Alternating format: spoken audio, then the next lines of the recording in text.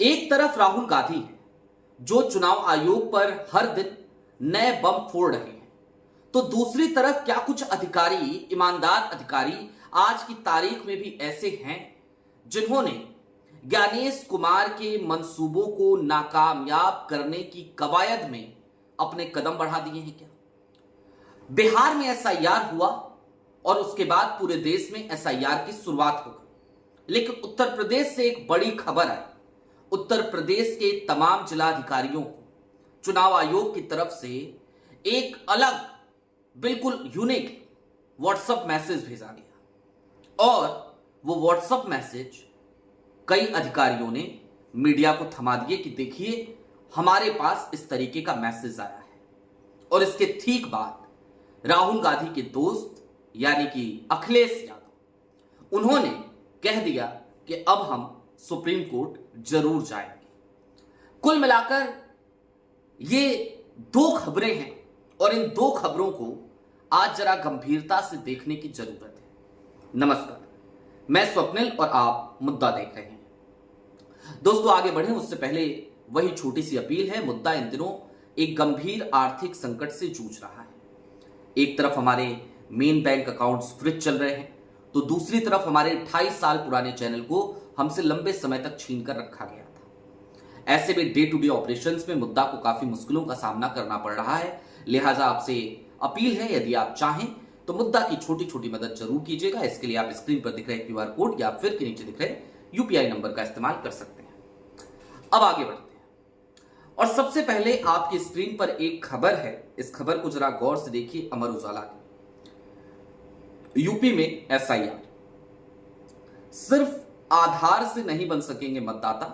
चुनाव आयोग ने अलग से सभी डीएम को भेजे निर्देश, और निर्देश जो भेजा, क्या भेजा उसमें, तो इसमें निर्वाचन अधिकारियों यानी कि तमाम डिस्ट्रिक्ट मजिस्ट्रेट को उनके मोबाइल फोन पर एक मैसेज भेजा गया है और इसमें कहा गया है कि भारत के संविधान के अनुच्छेद 326 के अनुसार आधार अकेले किसी को मतदाता बनने के योग्य नहीं बनाता।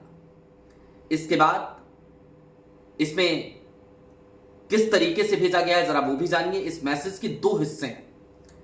पहला, मुख्य चुनाव आयुक्त यानी ज्ञानेश कुमार की एक रिकॉर्डिंग है और दूसरा टेक्स्ट मैसेज है। वीडियो रिकॉर्डिंग वही वाली पीसी की रिकॉर्डिंग है हालिया दिनों में जो खूब वायरल हुई, जिसमें ज्ञानेश कुमार ये कहते हुए पाए गए, वो पाए जाते हैं चूंकि वो कहते हुए पाए गए कि जहां तक आधार की बात है, सुप्रीम कोर्ट ने कहा है कि आधार का उपयोग आधार एक्ट के अनुरूप होगा।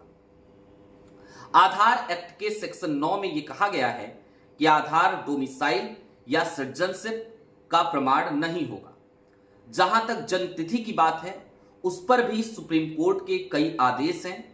इनमें कहा गया कि आधार जन्मतिथि का प्रमाण नहीं है और इसका ध्यान रखते हुए आधार अथॉरिटी ने अपना नोटिफिकेशन जारी किया। आज भी अगर आप कंप्यूटर से अपना नया आधार डाउनलोड करते हैं तो आधार कार्ड पर लिखा होता है कि आधार कार्ड न तो जन्मतिथि का प्रमाण है और न ही डोमिसाइल का और न ही नागरिकता का।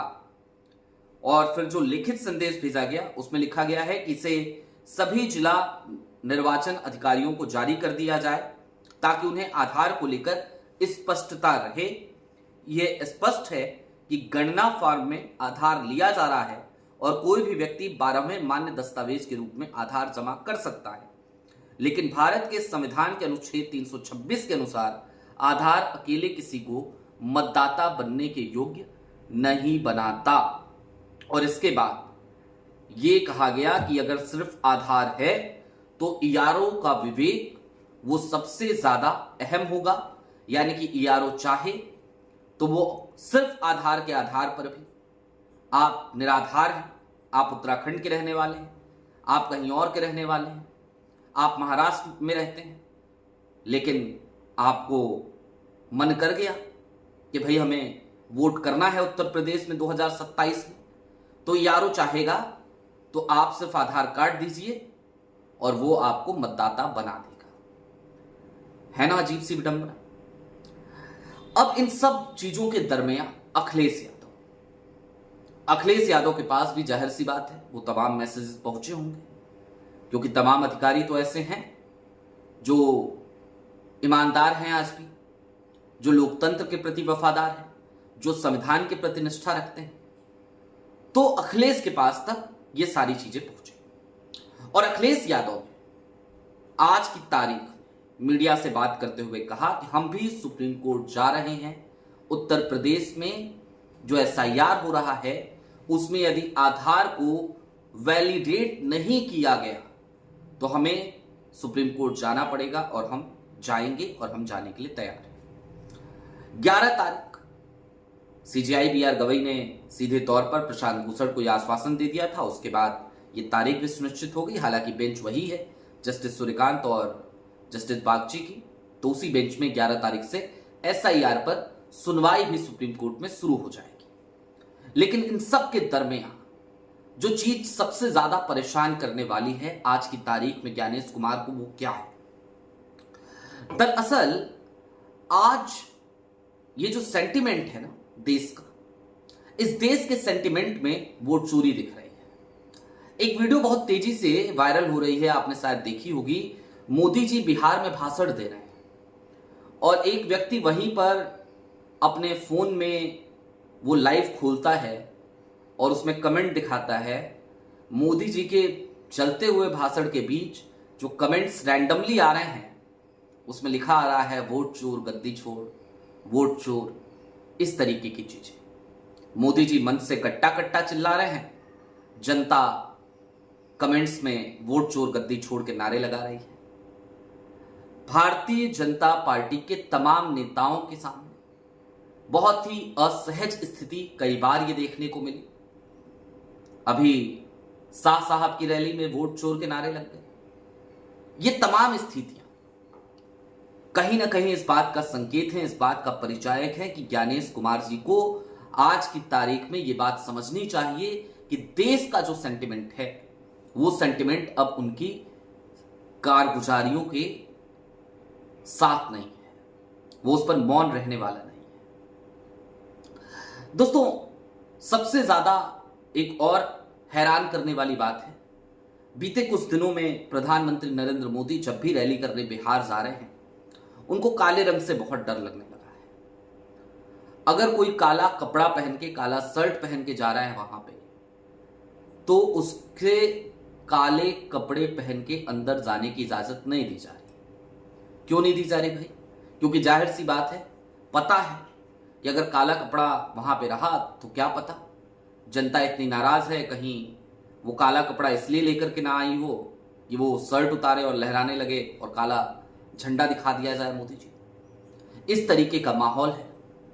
और इन सब के दरमियान सच्चाई ये भी है कि राहुल गांधी को लेकर चाहे जितनी भी भारतीय जनता पार्टी का आईटी सेल हो या फिर की गोदी मीडिया हो या फिर की तमाम लोग हों जो चुनाव आयोग की वकालत कर रहे हैं,